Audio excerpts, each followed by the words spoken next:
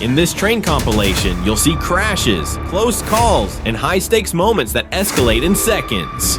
We break down the key scenes to explain what really happened and the safety lessons that can prevent repeats. If you're new here, welcome aboard. Grab your seat and buckle up.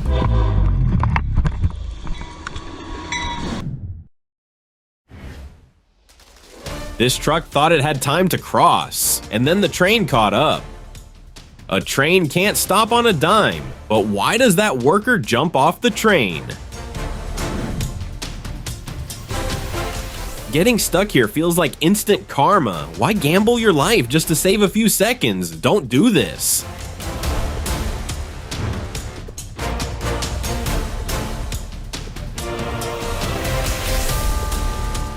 This driver clearly thought he'd make it, but he ends up stuck right in the crossing. At that point, there's only one move. Leave the vehicle and run. He should have just waited for the train to pass.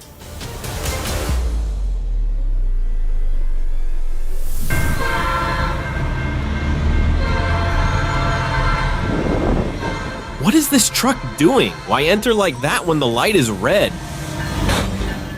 Not too much damage, mainly the front right side, but it never should have happened.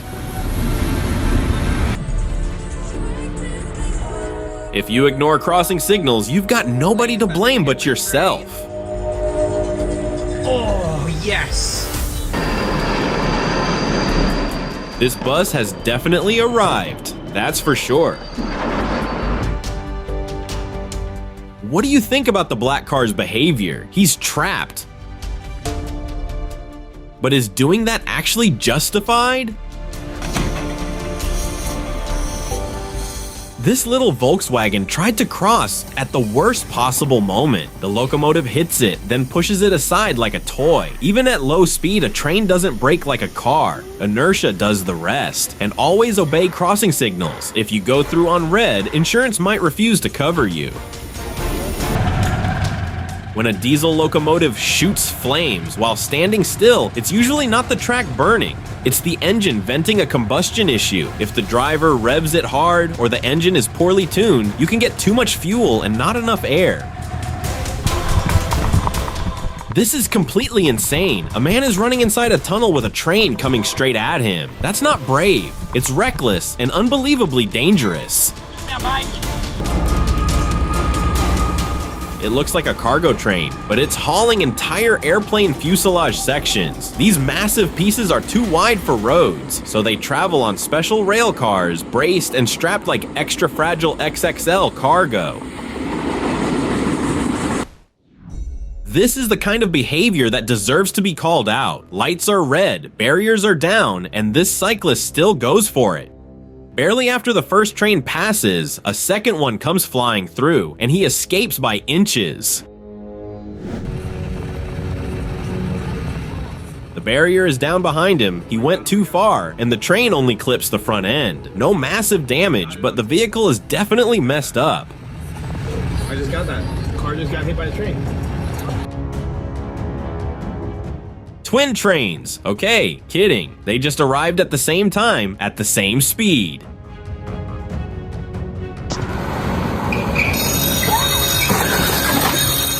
So who's at fault here? I'd say the van. It came in way too fast, and the train has zero chance of stopping suddenly.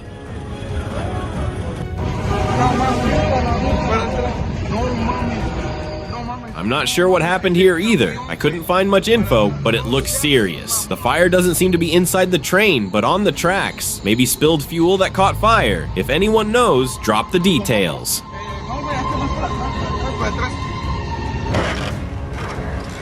The truck's cab is safe, but the trailer is about to get shredded. If the flashing red light is on, you do not cross. It means a train is coming. Some drivers somehow forget to look around at the worst possible moment.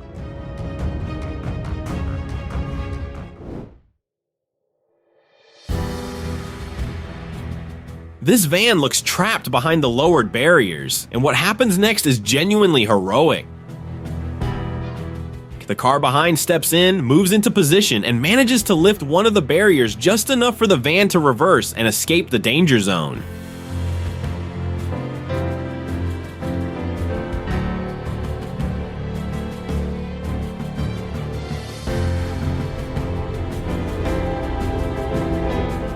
We see this way too often, trucks ignoring the red crossing lights and the train plowing straight into them.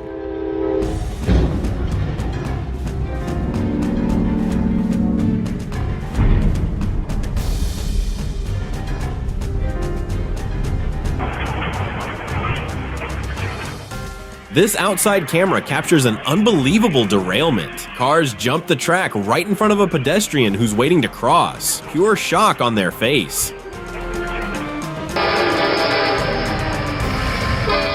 Truck drivers have a real attitude problem on the road sometimes. Just because it's huge doesn't mean the road belongs to them.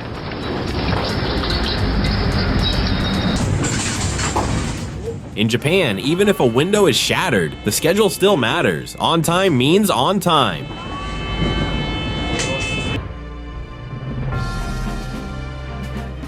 At first glance, it looks like a car crash, but look closer. That's a tank car that's come loose from a moving train.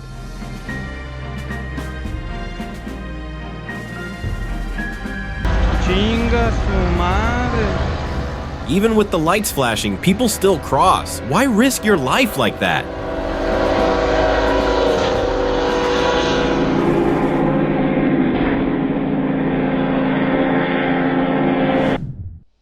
The train slows down and stops for a swan on the tracks. Even at low speed, trains take a long distance to brake, so the rule is wait or have staff safely move the animal. This Infiniti took a huge risk, but why do that?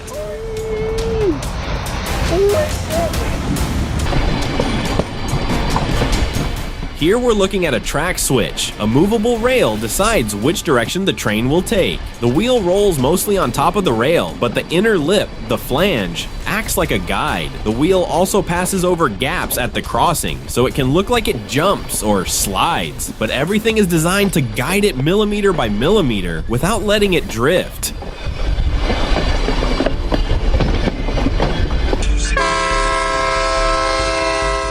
This driver waited too long to reverse, and it ends in a collision.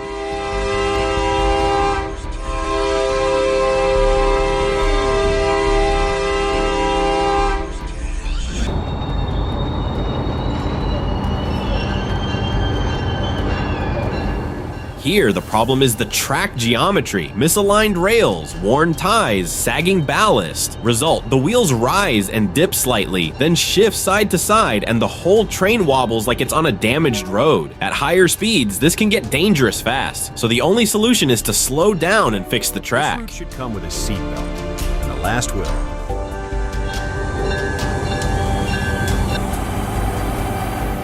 This isn't a train that moves, it clears the way. A giant turbine swallows the snow and blasts it out in two white geysers like a winter dragon. When the line is buried, this beast wakes it up, and it doesn't ask permission.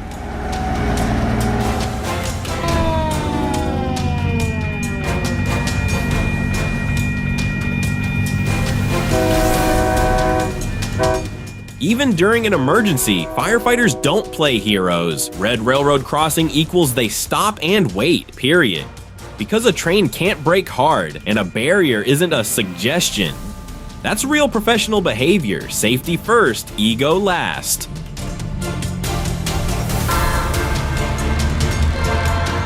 But when tracks get clogged up, trash can hide something big, or jam a sensitive area like a switch. Result, the wheel climbs, everything jolts, and it can end up on the ground. Why do you think they're throwing away train compartments like this? They don't even look that damaged.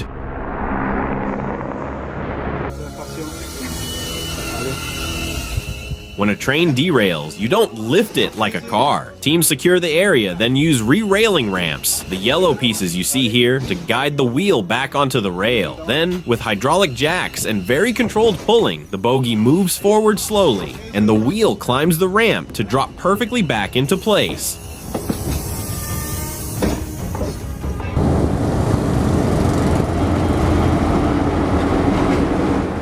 Look closely. Vendors set up their stalls right along the tracks, sometimes even on the ties. It's calculated. The train moves slowly, and there's enough clearance under parts of the cars for some baskets to sit low without getting hit. When the train arrives, everyone shifts by centimeters. Then life goes back to normal like nothing happened. That yellow block is an end-of-track bumper, a stop sign for trains. At low speed, it works. Here it triggers carnage. Here you're looking at a freight train that's not like the others, a massive, extra-long convoy rolling through the crossing, and you can tell it's hauling heavy loads on flatbed cars. It's the kind of scene that reminds you of one simple rule. When the lights flash, you wait. That train isn't stopping for you. Guys. Oh, wow. Oh, that's cool. I like it. When a train brakes hard or loses traction, the wheels can slide instead of rolling. And when it's metal on metal against the rail, friction goes crazy. It tears off tiny metal particles that ignite, creating those showers of sparks. With cold and moisture, the contact gets even more uneven, so you get even more sparking. This train isn't running on classic rails. It's a rubber-tired metro guided by a central rail, and that orange strip that looks on fire isn't lava. It's a friction-heated zone where the guidance system works hardest in curves. The result is hypnotic. The train follows the path with millimeter precision, almost like a snake sliding through the station.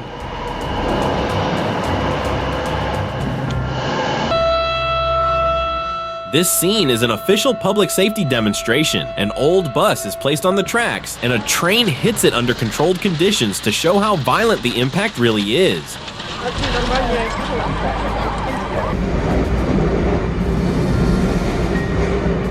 Here's what a train driver actually sees: the track, the signals, the switches, and zero room for error. That perspective makes it feel like you're gliding down endless rails.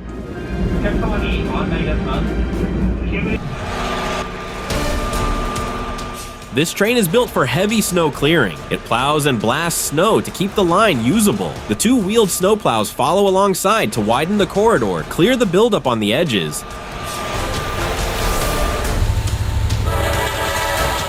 Under the last cars, that's not fire coming from the engine. It's something rubbing and overheating. The most common cause is a brake that's stuck on. The brake shoe drags on the wheel, heats up, throws sparks, and can even ignite.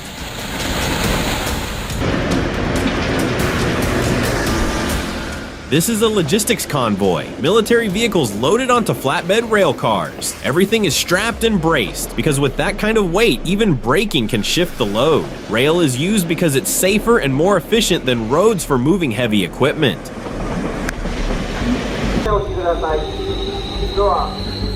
During rush hour in Japan, trains get completely packed. Platform staff push passengers in so the doors can close safely and the schedule stays on time. Efficient, but for passengers, it's cramped, suffocating, and seriously uncomfortable.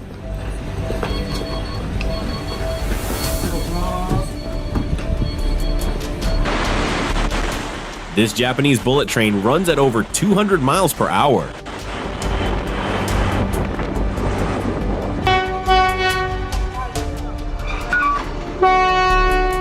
This bus stops dead because of a man who seems drunk. He starts provoking the driver and refuses to move away. Unlucky for him, a police officer witnesses the whole thing and steps in to arrest the troublemaker.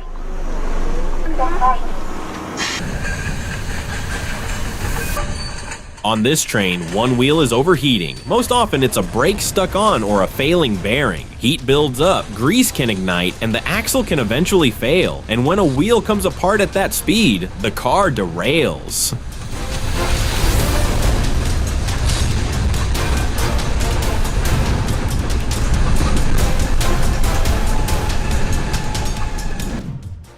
You stayed to the last station. Respect. Next ride is what happens when steel meets mistakes. Blink once, and the lesson is already over.